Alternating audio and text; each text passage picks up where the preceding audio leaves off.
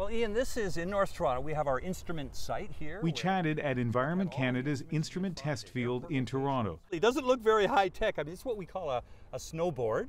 So snow falls on that particular board. A collection of old school devices. And what we do is the observer will just measure about 4 or 5 different places. To the more high tech.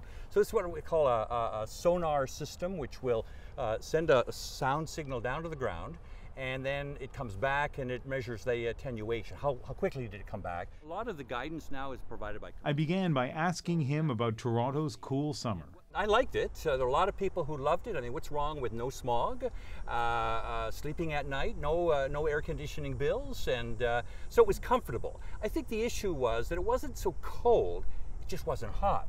I mean, to give you an example of that, number of days above 30, which is often the mark of hey, how is this good beer drinking weather or not? Well, above 30. We had in Toronto probably 4 or 5 days above 30.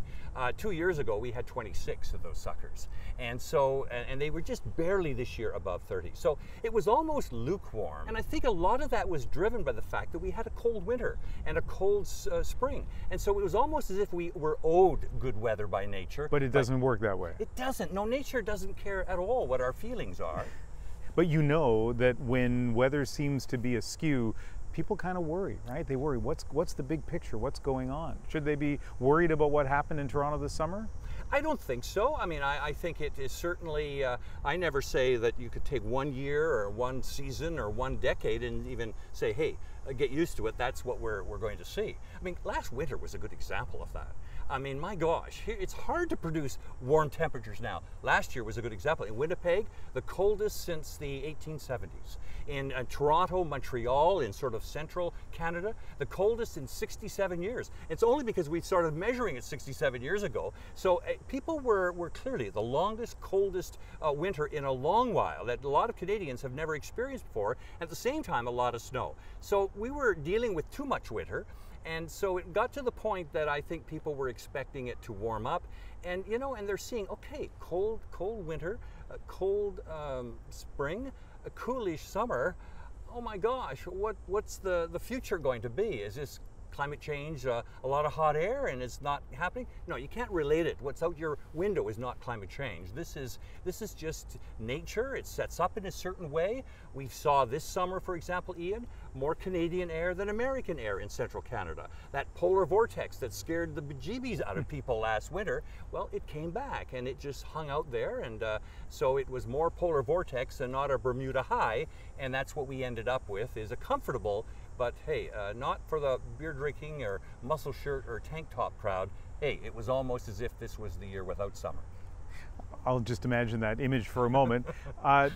Now, technically, there's still, what, 3-4 weeks of summer, yes. But a lot of people kind of feel that this coming weekend is about to, you know, bring a new season, right? Back to school, the fall. How do things look in the short term anyway?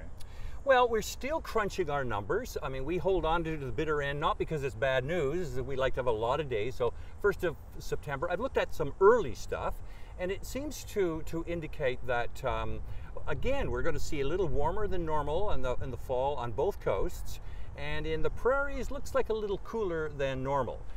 So that's sort of the September look. But in terms of the fall, if we combine September and October together, it's looking like over all of Canada it looks warmer than normal. Hey, not always right, and we do change our mind, but it doesn't look like any area that I've seen in the preliminary forecasts are showing cooler than normal. So it may be, nature may just give us a little break in the fact that we may see a prolonged kind of summery into fall-like weather.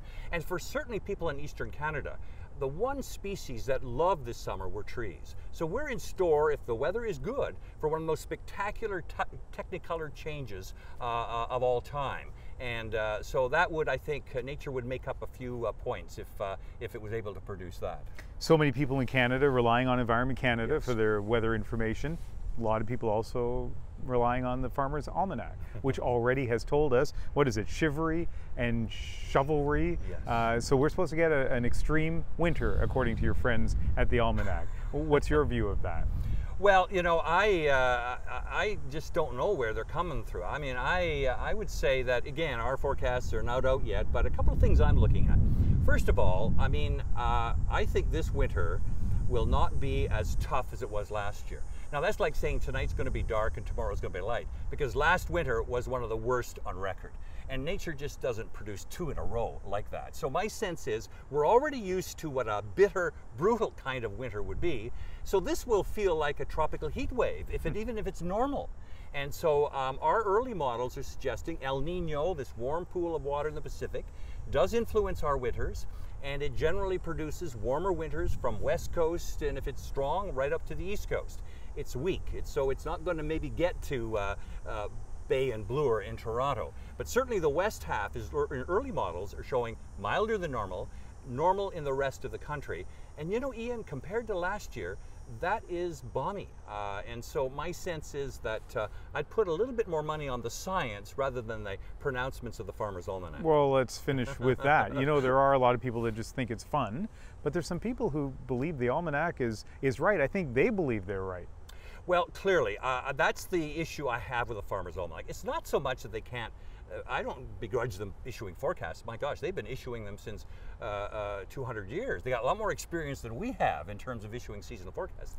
But Ian, what's really rubs me is the fact that they score their own weather forecast. And so they say they're 80 to 85% right.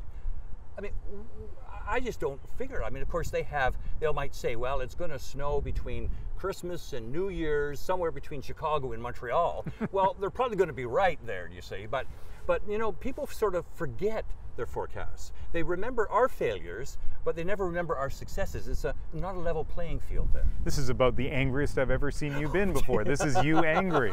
So what should we, how should we kind of assess the Farmer's Almanac forecast of a severe winter ahead? Well, I love the Farmer's Almanac. Let me. Yeah, I want to get that clear. I love the ads and the jokes and the gut homespun wisdom that it has. But its forecasts are created a year and a half ago. I mean, my gosh, it's hard to get the forecast right tomorrow, let alone a season from now. So my sense is that, hey, look at it. Is this going to be colder, more brutal than last year?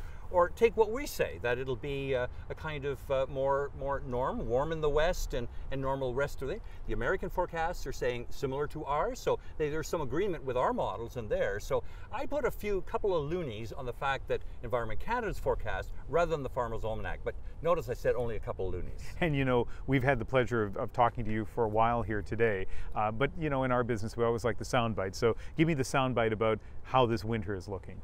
Well, this winter is, I would say, warm in the west and normal in the east. And I can bet 2 loonies on that. That you can. Thanks, David. Thank you, Ian.